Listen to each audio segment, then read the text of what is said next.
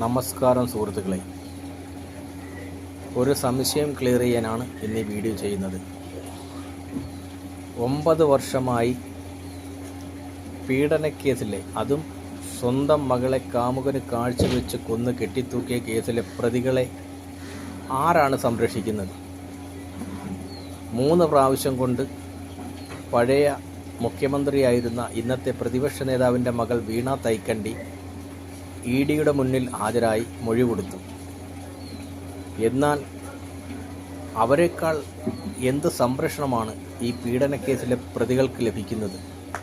ആരാണ് അവരെ സംരക്ഷിക്കുന്നത്? എന്താണ് അതിൻ്റെ പിന്നിൽ നടക്കുന്ന കളി?